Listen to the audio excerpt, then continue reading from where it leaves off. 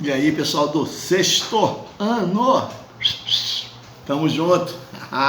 Fique em casa. Mas por enquanto, a gente tem muita coisa aqui a dizer para vocês. Na última vez que a gente se encontrou aqui por esse canal, eu falei sobre crônica com o pessoal do sexto ano. Aquela era a primeira parte. Então hoje a gente vai aprofundar um pouquinho mais o nosso conhecimento sobre crônica. Já vai arrumando aí o teu espaço aí, organização, método. Estamos em casa, mas temos que ser organizados, não é isso? Então beleza, avisou aí a família que agora você vai começar a sua aula de redação. Vamos começar aqui falando um pouquinho sobre crônicas. Você sabe, na última aula eu falei um pouco sobre as características da crônica. Nessa aula eu quero aprofundar essas características, inclusive com a leitura de um texto para você, que a gente possa depreender melhor o que é a crônica, combinado? Muito bem. Você sabe que a crônica, todo texto de crônica, vem, eu falei na última aula, de Cronos, o deus do tempo. A ideia é que o cronista pudesse tirar uma foto e congelar o momento no tempo escrevendo seu texto, né? Isso faz a crônica ter, dentro do tipo de texto que ela produz, um discurso que pode ser... a gente pode perceber o uso da descrição, da narração, da argumentação. Então você tem crônica que sempre vai propor a defesa de um ponto de vista de maneira, digamos, mais séria, mais reflexiva, né, que faz a gente pensar no final. E tem outras crônicas que vão propor esse mesmo tipo de raciocínio, só que vão fazer isso com mais humor. E eu trouxe aqui algumas dessas características para você. Então vou começar elencando aqui. A crônica é um relato de acontecimentos corriqueiros, aquelas coisas do nosso cotidiano social. Então, quando você pensa na crônica, a crônica se debruça não sobre um fato maravilhoso, espetacular, esplêndido, diferente, ao contrário, é um fato do cotidiano. Por isso que quando ela começou a ser veiculada, os primeiros lugares onde ela começou a aparecer foram nos jornais e nas revistas. Depois é que elas vão ser compiladas em livro. Por sua vez, o cronista lança a mão da sua criatividade para incrementar, dar um toque de bom humor, de ironia, às vezes de lirismo, a essa estrutura narrativa. Então não é só falar do fato cotidiano, em cima dele, criar uma estrutura que possa ser bem-humorada, às vezes irônica, fundamental. Você vai perceber que em cima do fato cotidiano tem a marca subjetiva do autor, quer dizer, a versão dele dos fatos, o jeito que ele vê aqueles fatos. A crônica, portanto, vai trazer características descritivas, porque, afinal de contas, para contar a história dele, ele vai precisar descrever algumas passagens, vai contar a história dele propriamente dita, portanto, vai ser uma narrativa, e, ao mesmo tempo, uma argumentação que ele defende, alguma opinião por trás da história que ele conta, sempre tem um ponto de vista sendo defendido. Está entendendo? Está indo bem? Beleza. Ainda sobre a crônica, ela é um texto que fica ali no meio do caminho, eu falei isso na última aula, você vai se lembrar, entre o estilo mais jornalístico de ser e o literário. Quer dizer, não é apenas uma reportagem, mas pode partir de uma reportagem para convidar o leitor a se emocionar, a refletir sobre o tipo de tema e, é claro, a tirar suas próprias conclusões, né? Eu trouxe aqui para você dois textos. Um texto é uma crônica muito antiga, da época do século XIX, na segunda metade do século XIX. Por que é importante conhecer essa crônica? Primeiro que ela foi escrita por um dos nossos maiores inventores na literatura, que é o Machado de Assis. Segundo, que você vai ver que o repertório vocabular e o foco narrativo às vezes muda um pouco. Então a gente vai ler essa primeira crônica aqui, vai analisá-la rapidamente, e depois eu vou ler uma bem mais recente para você. Então esse aqui chama-se A Semana, foi escrita por Machado de Assis, tá bom? Aí ele escreve: 24 de abril. Na segunda-feira da semana que findou, acordei cedo, pouco depois das galinhas, e dei-me ao gosto de propor a mim mesmo um problema. Verdadeiramente era uma charada, mas o nome do problema dá dignidade e excita para logo a atenção dos leitores mais atentos. Sou como as atrizes, que já não fazem benefício, mas festa artística. A coisa é a mesma, os bilhetes crescem de igual modo, seja em número, seja em preço. O resto, comédia, drama, opereta, uma polca entre um e o outro ato, uma poesia, vários ramalhetes, lampiões fora, os colegas na grande sala, oferecendo em cena o retrato da beneficiada. tudo pede certa elevação. Conheci 2 velhos estimáveis vizinhos que assistiam todos os dias à sua festa artística. Um era cavaleiro da Ordem da Rosa, por serviços em relação à Guerra do Paraguai. O outro tinha o posto de tenente da Guarda Nacional da Reserva, o que prestava bons serviços. Jogavam xadrez e dormiam no intervalo das jogadas. Despertavam-se um ao outro desta maneira: caro major, pronto, comendador. Variavam às vezes: caro comendador, aí vou, major. Tudo pede certa elevação. Olha, fique atento que esse texto foi publicado originalmente no finalzinho do século XIX, né? A gente está falando aqui dos últimos anos do século XIX, 1899. Então você vê que o linguajar dele é bem propício àquela época, né? Um vocabulário mais antigo, para a gente ver como o cronista faz esse retrato do tempo em que ele vive. O próprio Machado de Assis, inevitavelmente, vai usar um vocabulário mais aproximado com o cotidiano que ele vivia, inclusive com as palavras daquela época. Além disso, você vê que as 2 figuras que ele retrata na crônica dele, a semana, são figuras que mereceriam, numa primeira vista, grande recomendação, grande respeito. Afinal, um comendador, o outro é um major. Mas, na verdade, o Machado conta o fato de que esses 2 homens, que já foram bravos, que já foram condecorados, que têm esse galardão, né? Um major, outro comendador, os 2, enquanto jogam xadrez, dormem. Estão tão velhos, caquéticos, né? Então Machado brinca de falar, né? Tudo pede certa elevação, que mesmo dormindo e acordando, eles ainda têm aquela fleuma, que afinal um é major, né? O outro comendador, como disse aqui, então precisam se comportar daquele jeito afetado, cheio de protocolos. Por trás dessa piada, como o jeito que o Machado de Assis vê esses 2 personagens, ele também pede para a gente fazer uma certa reflexão, né? Mesmo as pessoas com maior pompa e circunstância também podem envelhecer, podem ficar mais senis, né? Então você vê que é um texto que guarda o momento em que foi produzido. Mas para seguir numa análise, eu queria trazer para você um texto bem mais recente, um texto que ficou muito famoso. O autor é o Fernando Sabino e se chama O Homem Nu. A crônica dele foi escrita nos anos de 1960, né? E diz respeito a um cara que está em casa um dia e ele acorda e avisa a mulher dele que naquele dia o cobrador de uma prestação que ele está devendo vai bater a porta para cobrar tal dívida. E ele pede então para a mulher não dizer nada, que ele não está com dinheiro, ele vai arrumar um jeito e paga para o cara depois. 2 coisas para você considerar, né? Como eu te falei, o cronista é um homem do seu tempo, né? Guarda ali aquele momento em que ele escreve. Então a gente está falando de uma época em que a compra de bens e serviços com pagamento na porta era muito comum.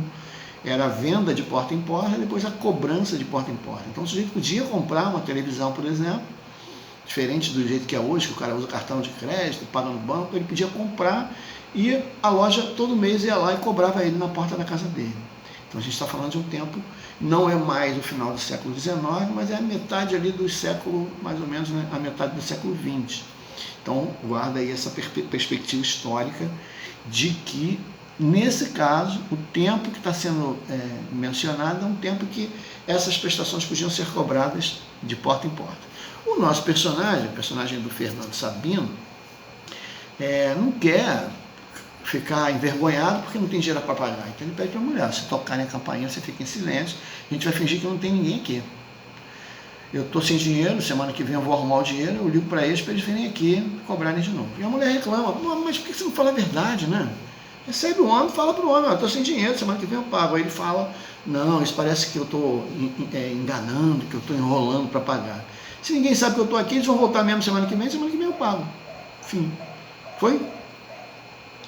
Tenha isso em mente, então. Também tenha em mente que, assim como Machado de Assis retratou aquelas personagens lá do fim do século XIX, nesse texto o Fernando Sabino também vai retratá-los de maneira engraçada. Já começa engraçado, inclusive, pelo título, que se chama O Homem Nu. O texto é assim: escuta, minha filha, hoje é dia de pagar a prestação da televisão. Vem aí o sujeito com a conta na certa. mas acontece que ontem eu não trouxe o dinheiro da cidade, estou sem nenhum, disse o marido. Explique isso ao homem, ponderou a mulher. Não gosto dessas coisas, dá um ar de vigarice, né? Gosto de cumprir rigorosamente as minhas obrigações.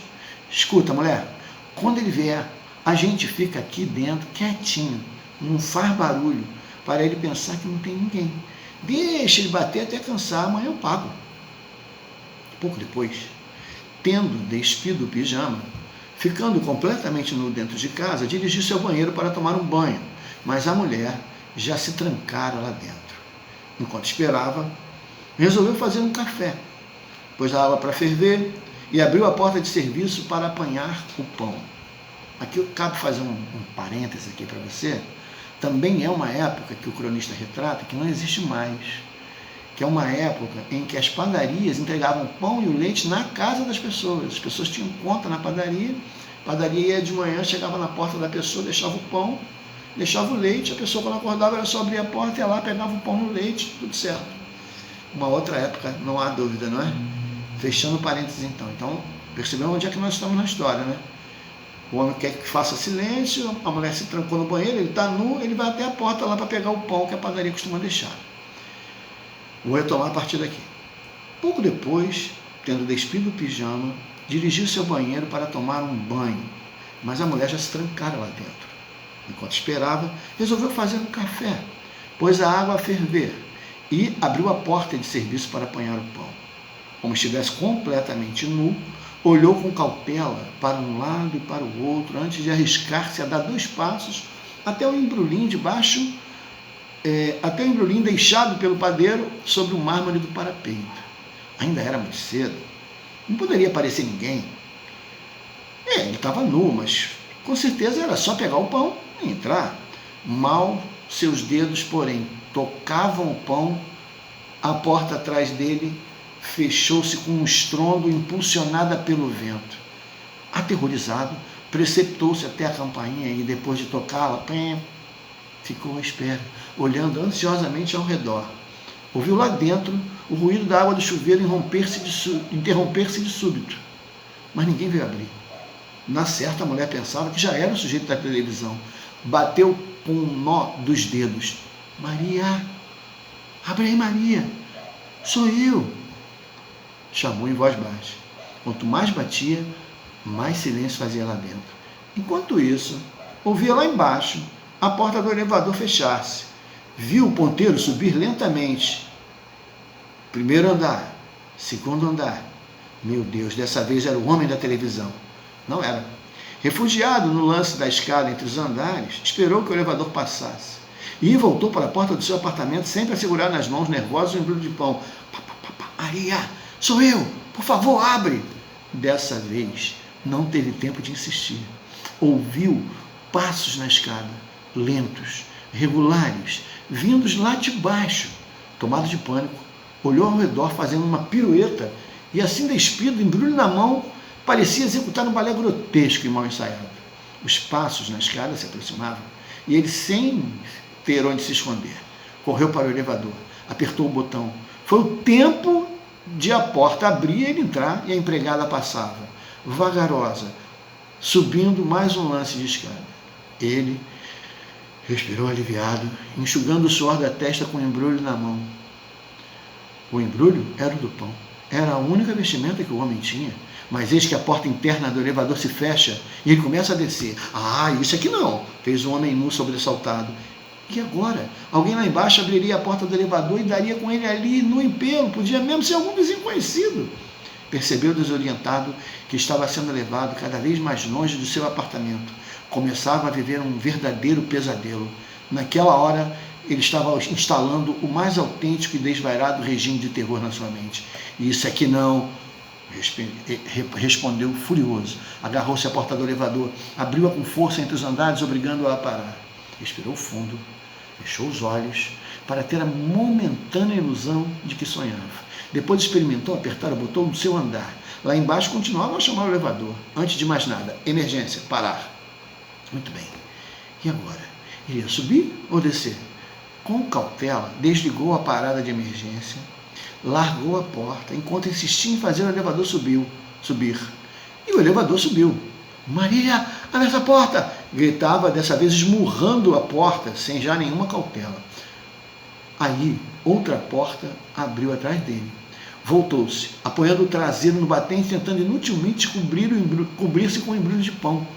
Era a velha do apartamento vizinho. Bom dia, minha senhora, disse ele confuso. Imagine que A velha estarrecida tirou os braços para cima e soltou um grito. Valha-me Deus! O padeiro está nu!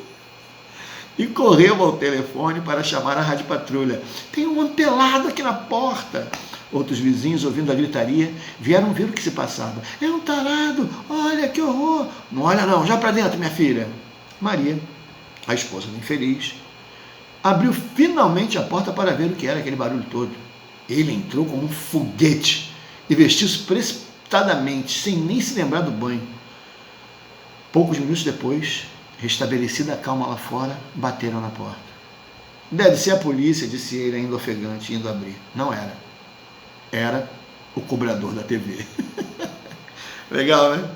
Essa é uma das crônicas mais famosas do grande escritor mineiro Fernando Sabino. Virou uma belíssima reflexão sobre por que mentir, né? Percebeu a marca temporal, né, que a gente vê aqui nessa crônica? Pois é. Ela foi escrita, como eu te falei, numa época em que a padaria ainda entregava pão, né, ainda entregava leite na porta do sujeito. Uma época também em que podia-se pagar as prestações de porta em porta. Né? Só assim para fazer sentido, né? O sujeito querer se esconder para não pagar a prestação porque estava sem dinheiro. No entanto, apesar do bom humor, da ironia, da piada, o nosso autor, o Fernando Sabino, faz uma análise bem interessante sobre a mentira. Quer dizer, ele deixa aqui uma reflexão para a gente pode tirar nossas próprias conclusões, mas fundamentalmente ele deixa uma mensagem muito clara. Mentir nunca vai ser mesmo a melhor opção, visto que o nosso personagem mentiu e passou por um mau bocado, né? Quase que acaba nu, longe de casa. Então observa que quando a gente fala da crônica, a gente não tem muitos detalhes sobre o personagem, nem de onde ele veio, nem para onde ele vai. Ela não tem um tempo muito demorado, porque é um flash na vida do personagem, e ela tem essa característica, esse perfil de relatar um acontecimento do cotidiano, mas sob a ótica muito especial do escritor, do cronista, que vai olhar o cotidiano por uma via mais, digamos, uma via mais inusitada. Quando a gente voltar, quando a gente estiver junto na sala de aula, vou deixar aqui esse recado, vamos ver se você vai se lembrar. Você vai me lembrar, porque eu falei duas crônicas que têm um perfil um tanto quanto bem-humorado, né? De ironia, né? De bom humor. Mas quando eu voltar, eu quero que você me lembre que eu quero contar, ler, falar uma crônica para vocês, lírica, amorosa. Combinado? Não esquece de me lembrar disso. E, além disso, além desse aspecto, né, de retratar no momento em que foi escrita, o cronista também incrementa a história com um pouquinho de humor e de ironia. Nesse caso aqui, com bastante humor e bastante ironia.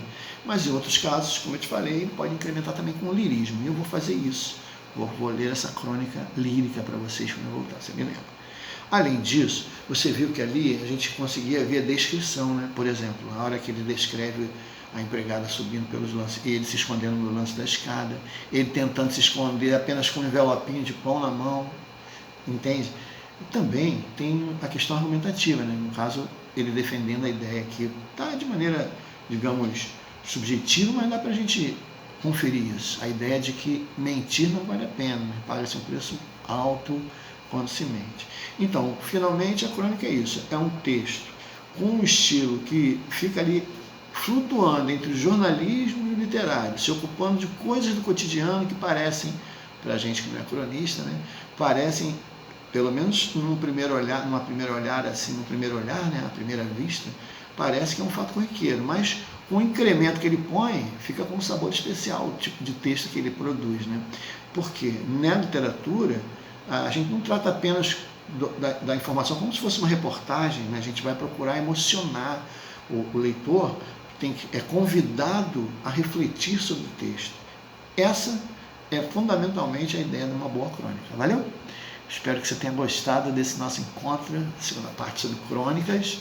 A gente se vê na próxima vez que falarmos sobre redação aqui nessas aulas gravadas. Até breve, saudades de vocês. Fique em casa, tá? Um beijo e até lá.